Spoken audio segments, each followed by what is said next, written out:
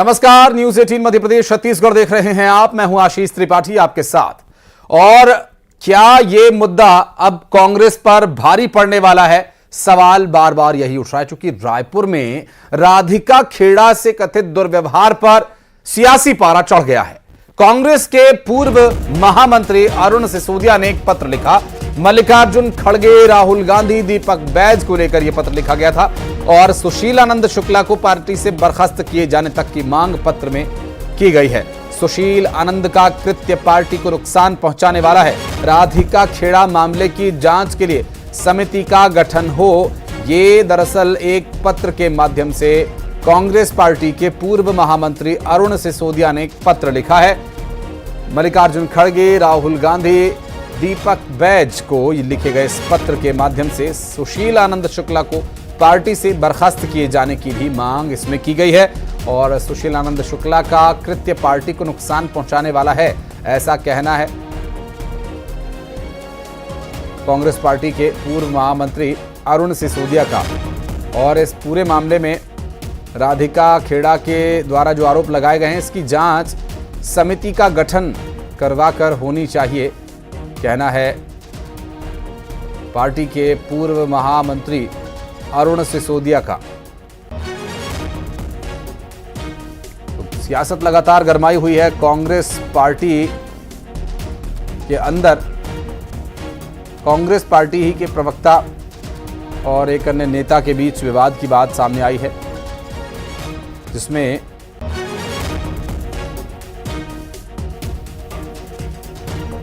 Congress party के पूर्व महामंत्री द्वारा एक पत्र लिखा गया है। अरुण सिसोदिया ने यह पत्र लिखा है।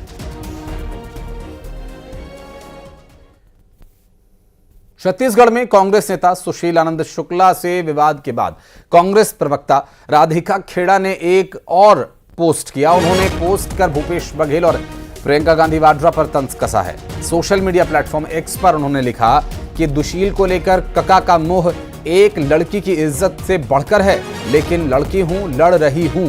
मर्यादा पुरुषोत्तम प्रभु श्री राम के ननिहाल में दीदी का स्वागत है। आपको बता दें कि प्रियंका गांधी वाड्रा कोरबा में रैली करने के लिए आ रही हैं और इस बीच राधिका खेड़ा का ये पोस्ट सामने है। बात करेंगे हमारे सहयोगी ममता लांजेवार इस वक्त हमारे साथ जुड़ रहे हैं। ममता, ये पार्टी स्तर पर जो खींचतान थी कांग्रेस छोड़ बीजेपी में जाने वालों की, उसमें ये कितना बड़ा आग में घी का काम कर रहा है? जो विवाद नया नया सामने आया है, जिसमें राधिका खेड़ा ने कई गंभीर आरोप लगाए, कोई बड़ा नेता पार्टी का सामने आकर इस मामले पर पटाक्षेप नहीं कर रहा है? देखिए, पूरी कांग्रेस पार्टी में हड़कंप। मैं ममता लौटूंगा आपके पास। अब हमारे साथ इस वक्त कांग्रेस पार्टी के पूर्व महामंत्री अरुण सिसोदिया जी जुड़ गए हैं। अरुण जी, बहुत बहुत स्वागत है न्यूज 18 मध्य प्रदेश छत्तीसगढ़ पर। आपका एक पत्र आपका लिखा गया, अभी जानकारी मिल रही है। पत्र में क्या विषय आपने उठाए और किन्हें किन्हें आपने ये पत्र लिखा और किस विषय में लिखा है? देखिए, पिछले 2-3 दिन पहले, शायद परसों जो है, राधिका खेड़ा जी राष्ट्रीय प्रवक्ता भी हैं और छत्तीसगढ़ की मीडिया कोऑर्डिनेटर हैं। उनका कांग्रेस भवन में हमारे जो सुशील आनंद शुक्ला जी हैं, संचार प्रमुख, उनके साथ एक विवाद की पूरी खबर और काफी सबूत के साथ आई, जिसमें मेरा ये सोचना था कि ऐसे विषयों का चुनाव के समय इस तरह से बाहर आना कहीं न कहीं महिलाओं की भावनाओं को आहत करता है। साथ ही साथ कांग्रेस के प्रति जो रुझान बढ़ा है, उन मतदाताओं को भी कहीं न कहीं ब्रेक लगाता है। ऐसे मैंने प्रदेश अध्यक्ष जी खड़गे जी, राहुल जी, प्रियंका जी, जयराम रमेश जी और साथ ही साथ हमारे पवन खेड़ा जी, सबको ये प्रतिलिपि भेजकर मैंने मांग किया है कि जब तक चुनाव तक ऐसे विषयों को शांत रखने के लिए पहले तो एक जांच के लिए, क्योंकि गंभीर विषय है, तो जांच के लिए कमेटी बनाई जाए और साथ ही साथ ऐसे जो प्रमुख हैं उनको फिलहाल उनको इस पद से दूर रखा जाए। ये दो सब बातें मैंने लिख के दी है और देखते हैं कि पार्टी इस पर क्या निर्णय लेती है। पर दीपक बैज जी जिस तरह से सारे संगठन को मजबूती से चला रहे हैं, चरणदास महंत जी, पायलट जी, मुझे उम्मीद है कि इसका पटाक्षेप जल्दी हो जाएगा। लेकिन अरुण जी, एक चीज और, क्योंकि पत्र तो पहले भी बहुत लिखे गए, मल्लिकार्जुन खड़गे जी को, दीपक बैज जी को भी लिखे गए, जिसमें कका कहे जाने वाले भूपेश बघेल का जिक्र था और भी कई मामलों को लेकर पत्र लिखे गए, लेकिन कोई कार्रवाई या कोई बड़े नेताओं की तरफ से, अध्यक्षों की तरफ से, चाहे वो प्रदेश के हो चाहे राष्ट्रीय अध्यक्ष हो, कोई जवाब आता है? आपको उम्मीद है कि आपके इस लिखे गए पत्र से कोई जवाब मिलेगा, पार्टी में व्यवस्थाएं उचित तरीके से हो पाएंगी? देखिए, पार्टी में अगर पार्टी का हमें जीर्णोद्धार करना है, इसका पुनर्गठन करने की आवश्यकता है, इसके बाईपास सर्जरी की आवश्यकता है, इसके शुद्धिकरण की आवश्यकता है, तो पिछले 5 साल जो की गई गलतियां हैं, चाहे सरकार के द्वारा या सरकार के दबाव के कारण, क्योंकि कुछ ही लोग ही पार्टी और सरकार और संगठन को चला रहे थे, जिसका नुकसान ये हुआ कि हमारी कांग्रेस पार्टी की सरकार छत्तीसगढ़ में चली गई। आज भी अगर वही लोग अपने मनमानी पे रहेंगे और ऐसे लोगों को वो लोग समर्थन देते रहेंगे तो निसंदेह पार्टी का नुकसान होना है। पार्टी की वैचारिक जो विचारधारा है वो बहुत स्ट्रांग है, बहुत मजबूत है। आजादी से उत्पन्न हुई पार्टी का एक इतिहास है और पार्टी की कार्यशैली बहुत जोरदार है, और साथ साथ मोदी जी की नीतियों का विरोध करने के लिए और खड़गे जी की जो सोच है उसको मजबूती से आगे बढ़ाने के लिए अरुण जी आपके पास लौटूंगा, आप रहिएगा हमारे साथ। भारतीय जनता पार्टी से अमित चिमनानी भी जुड़ गए हमारे साथ। अमित जी, बहुत स्वागत है न्यूज़ 18 मध्य प्रदेश छत्तीसगढ़ पर। कांग्रेस पार्टी के नेता हमारे साथ जुड़े हुए हैं। अरुण जी जो कह रहे हैं कि ये राधिका खेड़ा वाला जो पूरा विषय है, इस पूरे प्रकरण को लेकर उन्होंने लेटर लिखा और उम्मीद है कि पार्टी इस पर एक्शन जरूर लेगी। ये जो महिलाओं को लेकर के बात, अब चूंकि बीजेपी का कहना है कि महिलाओं की सुरक्षा तो पार्टी, कांग्रेस पार्टी में ही सुनिश्चित नहीं है, ये प्रदेश या देश को क्या सुरक्षित रखेंगे? बहुत ही आश्चर्यचकित कर देने वाली घटना हुई है जो भी कांग्रेस के अंदर चल रहा है। एक तो किसी महिला नेत्री के साथ, वो राष्ट्रीय नेत्री हैं, यहाँ छत्तीसगढ़ वो मेहमान बनकर के आई हैं, तो मेहमान को तो भगवान की तरह दर्जा दिया जाता है, बड़ा मान सम्मान उनका किया जाता है, छत्तीसगढ़ की परंपरा भी रही है। और उसके बाद अगर कोई उनको शिकायत थी तो उसको एड्रेस करने वाला शायद कांग्रेस पार्टी में कोई नहीं है। ये विषय परसों से चल रहा है, ये कल भी चला, और आज तो एक कदम आगे उन्होंने इनडायरेक्टली भूपेश बघेल जी पर आरोप लगाया है, या हम उसको कहें कि प्रत्यक्ष रूप से ही लगाया है। काका भूपेश बघेल जी को ही कहा जाता है। तो भूपेश बघेल जी के ऊपर ये बड़ा आरोप है कि वो किसी महिला को अपमानित करने वाले को संरक्षण दे रहे हैं। हालांकि भूपेश बघेल जी ने अब तक उन्हीं लोगों का संरक्षण किया है जिन्होंने गलत किया है, जो जितने भी भ्रष्टाचारी जेल में हैं वो उनके वकील बने, नक्सलवादियों के समर्थन में उनके बयान आते रहे। लेकिन अमित भाई, अब महिला अपमान के विषय में भी खड़े जैसे नेता हमारे साथ जुड़े हुए हैं, अरुण सिसोदिया जैसे नेता पत्र लिख करके नेतृत्व को आगाह कर रहे हैं, इस बारे में एक्शन लेने की बात कर रहे हैं, तो क्या ये उम्मीद रखी जाए कि कांग्रेस पार्टी में भी अभी भी कुछ ऐसे नेता बचे हुए हैं कि जो इस तरह की बात पर पार्टी स्तर पर कम से कम आवाज उठा रहे हैं? मतलब यही एक तरीका होना चाहिए अपनी बात रखने का, और ये तरीका भी तब आदमी अपनाता है जब उनको उनकी सुनवाई नहीं होती तो सार्वजनिक रूप से ये बातें होने लगती है। लेकिन अरुण जी ने जो चिट्ठी लिखी उसके बाद भी मुझे नहीं दिख रहा है कि उनको न्याय मिला है अभी तक। कहीं ना कहीं उनकी बात को भी इग्नोर करने जैसा काम किया जा रहा है। और अभी एक बहुत ही आश्चर्यचकित करने वाली घटना और बयान सामने आया। स्लीपर सेल कहा गया कांग्रेस के कार्यकर्ताओं को ही, और इस शब्द का इस्तेमाल आतंकवादी संगठनों में होता है, और ये शब्द का इस्तेमाल भी पूर्व मुख्यमंत्री भूपेश बघेल जी ने ही किया। तो कुल मिलाकर सारी जो चीजें हैं वो भूपेश बघेल जी के इर्द गिर्द आकर के रुक जा रही हैं, और फिर कोई सुनवाई नहीं हो रही है। तो कांग्रेस ऐसे में हर दिन नए विवाद का एक कारण बन रही है, और जहां भाजपा चुनावी गतिविधियों में जनता तक पहुंच रही है, कांग्रेस अपने कांग्रेस भवन के ही विवाद नहीं निपटा पा रही। हाँ, लेकिन स्लीपर सेल वाला विषय, और चूंकि महिलाओं की जिस तरह से जो आरोप अभी तक लग रहे हैं कि महिलाओं की वहां पर इज्जत नहीं हो रही है, दोनों विषय अपने अपनी तरह की गंभीरता धारण किए हुए हैं। बहुत बहुत शुक्रिया अरुण जी आपका, बहुत बहुत शुक्रिया अमित जी आपका बातचीत करने के लिए, हमारे साथ जुड़ने के लिए। बहरहाल देखना होगा कि आगे जो पत्र अरुण द्वारा लिखा गया है वो क्या उसका कोई जवाब मिल पाएगा। ममता हमारी सहयोगी लगातार हमारे साथ जुड़ी। ममता, पत्र तो लिख दिया गया है और वो कह रहे हैं कि उम्मीद भी है उन्हें कि पार्टी स्तर पर इस पर जरूर कोई ना कोई एक्शन होगा, चाहे दीपक बैज ने, चाहे मल्लिकार्जुन खड़गे।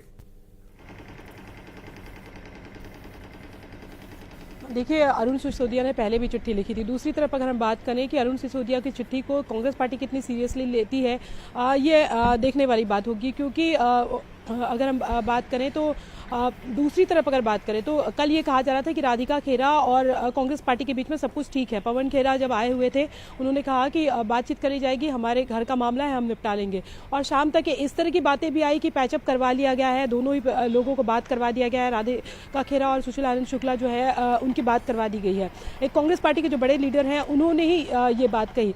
लेकिन उसके बाद देर रात तक ये भी सूचना आने लगी कि राधिका खेरा जो है वो प्रेस कॉन्फ्रेंस भी कर सकती हैं इस पूरे मसले को लेकर। और जाहिर तौर पर आज जिस तरह का उन्होंने ट्वीट किया है तो उन्होंने अपना रुख साफ कर दिया है। और जिस तरीके के ट्वीट राधिका खेरा कर रही है इसका मतलब ये भी है कि क्या उनका इरादा, जैसे कि उन्होंने कहा था कि मैं कांग्रेस पार्टी छोड़ रही हूँ, वाकई कांग्रेस पार्टी छोड़ने का है। कहीं ना कहीं इशारा तो इस तरफ भी हो रहा है। और ऐसे में सवाल इस बात को लेकर भी है कि अगर वो पार्टी छोड़ती हैं तो फिर उनका अगला रुख क्या होगा। अमूमन जब चुनाव का समय होता है तो कोई पार्टी छोड़ता है तो फिर ये माना जाता है कि बीजेपी के दरवाजे जो है वो उसके लिए खुले हैं, या दूसरी पार्टियों के जो दरवाजे हैं या दूसरे जो है वो रास्ते खुले हैं। तो अब देखने वाली बात है, चूंकि प्रियंका गांधी को भी सीधे सीधे उन्होंने लिखा है, भूपेश बघेल को भी लिखा है। और एक समय ऐसा भी था जब राधिका खेरा जो है उनको भूपेश बघेल जो है उन्हीं की टीम का माना जाता था। अब जो इस तरीके से सीधे सीधे वो निशाने पर लेकर लिख रही हैं तो जाहिर तौर पर इसके अपने बहुत सारे मायने हैं, यानी कि तकरार बहुत ज़्यादा बढ़ गई है और इसको लेकर कितना डैमेज कंट्रोल हो पाता है नहीं पता। दूसरी तरफ अगर हम बात करें तो अभी जो पार्टी के जो तमाम जो लीडर्स हैं उन्होंने कुछ भी कहने से मना कर दिया है। सुशील आनंद शुक्ला जो हैं उन्होंने कहा है कि मैं अपनी बात पार्टी फोरम में रखूंगा, सार्वजनिक कोई बाइट नहीं दूंगा। संचार विभाग के वो प्रमुख है, प्रवक्ता जो है और भी जो प्रवक्ता है उनका भी ये कहना है कोई भी नहीं कह रहा है, ना किसी बड़े नेता की बाइट आ रही सिवाय कल। हाँ, ये जरूर है कि कल पीसीसी चीफ दीपक बैस से हमने बात की थी तो उनका कहना था कि बातें कर ली जाएगी, मना लिया जाएगा, बीजेपी इसमें न खेले। पवन खेरा का कहना था कि सारी चीजें हम ठीक कर लेंगे। लेकिन दिन भर कल पवन खेरा रहे, शाम को ऐसी कोई बात नहीं आई कि पवन खेरा ने जाकर राधिका खेरा से मुलाकात की हो, उनके होटल में गए हो, मुलाकात की हो, या राधिका खेरा जो है वो कांग्रेस भवन आई हो। तो जाहिर तौर पर और आज जिस तरह का ट्वीट उन्होंने किया है तो रुख तो एक तरह से उन्होंने साफ कर दिया है। बिल्कुल, और ये जो पूरा विषय देखना होगा कांग्रेस पार्टी के लिए क्या इस लोकसभा चुनाव में एक और मुद्दा बन जाता है पार्टी के अंदर मची खींचतान का। बहुत शुक्रिया ममता आपका इस पूरे मामले पर जानकारी देने के लिए।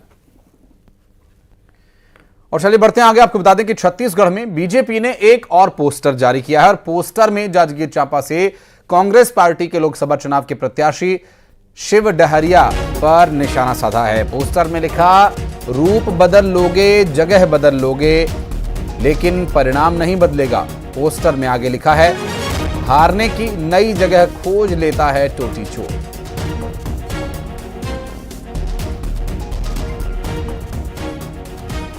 ये एक और पोस्टर भारतीय जनता पार्टी की तरफ से जारी किया गया है कांग्रेस पार्टी के लोकसभा चुनाव के उम्मीदवार शिव डहरिया पर निशाना साधते हुए।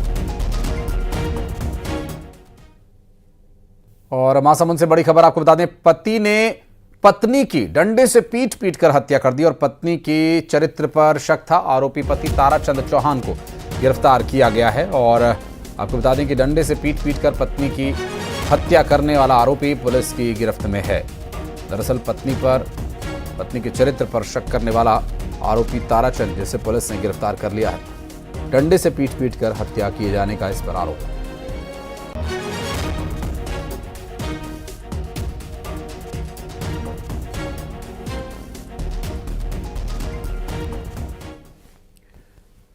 और सारंगढ़ में 18 लाख से ज्यादा कैश बरामद किया गया। उड़नदस्ता और साइबर टीम की बड़ी कार्रवाई। वाहन चेकिंग के दौरान पकड़े गए 18,48,000 रुपए।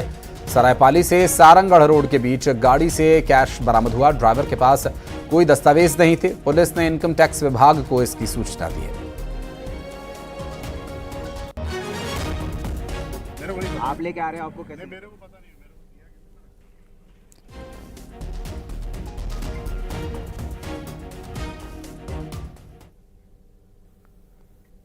और खबर सारंगढ़ से बड़ी खबर आपको बता दें, 2 मोटरसाइकिल में जबरदस्त भिड़ंत हुई। हादसे में पंचायत सचिव की मौत हो गई और पुरगांव में सचिव था महेश्वर वैष्णव, दूसरा मोटरसाइकिल चालक हुआ घायल।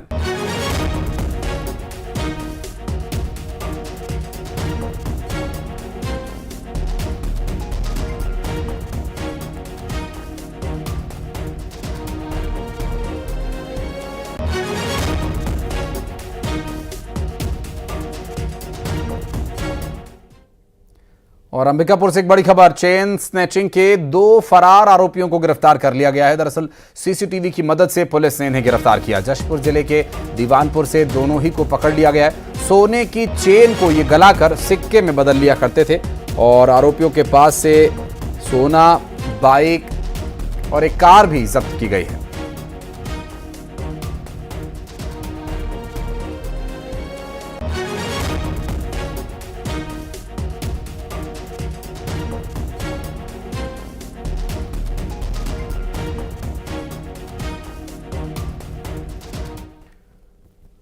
और बड़ी खबर अंबिकापुर से, जहां 2 मंदिरों में हुई चोरी। हनुमान मंदिर से मुकुट और कड़ा चोरी किया गया। सीसीटीवी कैमरे में चोर रिकॉर्ड भी हुए हैं और लोगों में इस बात को लेकर भारी गुस्सा है। लखनपुर थाना क्षेत्र का यह पूरा मामला अंबिकापुर से सामने आया, जहां 2 मंदिरों में चोरी हुई है। हनुमान मंदिर से मुकुट और कड़ा चोरी हुआ है। चोरी के दौरान का सीसीटीवी वीडियो भी सामने आया है। लोगों में इस बात को लेकर भारी गुस्सा है।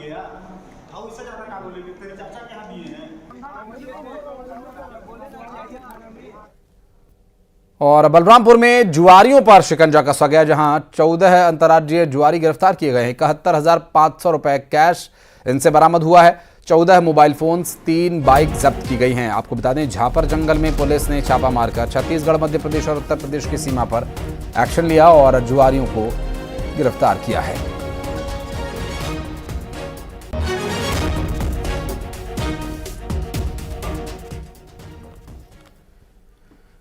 और कवर्धा में गर्मी बढ़ते ही जंगल में आगजनी की घटनाएं बढ़ने लगी हैं। जंगल में कई जगहों पर आग लगी है और वन विभाग इस आग को बुझाने में लगा हुआ है और इसके लिए विशेष अभियान चलाया गया है। 1 सप्ताह तक आग बुझाने का यह अभियान चलाया जाएगा। वन विभाग जगह जगह आग बुझाने में जुटा हुआ है।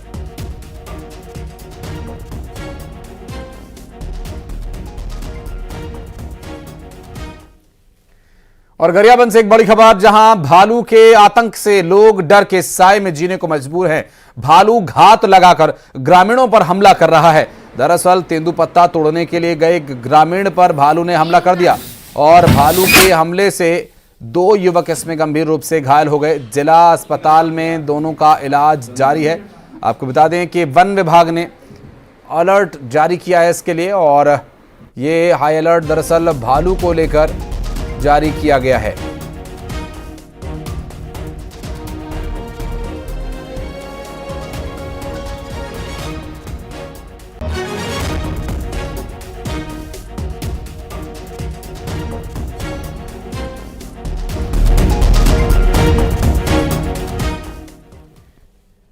और धारा 370 और सीएए को लेकर अमित शाह ने इंटरव्यू के दौरान कांग्रेस पर जमकर निशाना साधा।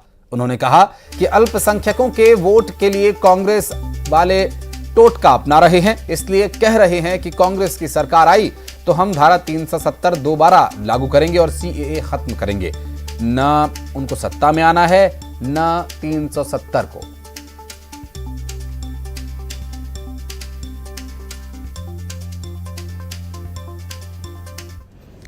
आपके पिछले कार्यकाल में आप लोगों ने काफी बड़े काम किए। आपने आर्टिकल 370 को रद्द किया, आपने सीएए को इम्प्लीमेंट किया, क्रिमिनल प्रोसीजर लॉ लाए, आपने तमाम इस तरह के बड़े काम किए। पर अगर आज आप ऑपोजिशन को देखें तो काफी ऑपोजिशन वाले कहते हैं कि जो है ये जो 370 को जो है वो वापस लाएंगे, कहते हैं सीएए हम इम्प्लीमेंट नहीं होने देंगे। और सारे बड़े नेता, ममता बनर्जी, चिदम्बरम जी, ये सब इस तरह की बातें करते हैं। तो इसको आप कैसे देखते हैं, क्या कहना चाहिए? देखिए, इनके माइनॉरिटी के वोट प्राप्त करने का टोटका है।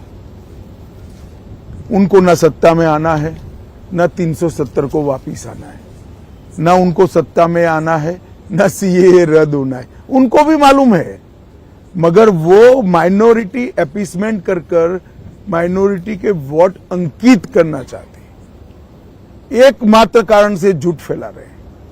मैं इस इंटरव्यू में देश की जनता को आपके माध्यम से बताना चाहता हूं, राहुल जी, भारतीय जनता पार्टी का एक भी सांसद संसद में जब तक है 370 फिर से नहीं आ सकता, सीएए समाप्त नहीं हो सकता। अब ये इतिहास का हिस्सा बन चुका है 370 और सीएए वास्तविकता बन चुका है। 400 पार कैसे होगा साकार? यूपी में जीत को लेकर अमित शाह का क्या है बड़ा दावा? जातीय जनगणना पर क्या बोले गृह मंत्री अमित शाह? कांग्रेस के मैनिफेस्टो और राहुल प्रियंका के यूपी से चुनाव लड़ने और न लड़ने के कंफ्यूजन पर क्या बोले अमित शाह? न्यूज 18 के group editor in chief Rahul Joshi के साथ गृह मंत्री अमित शाह का पूरा इंटरव्यू देखिए आज रात 9 बजे।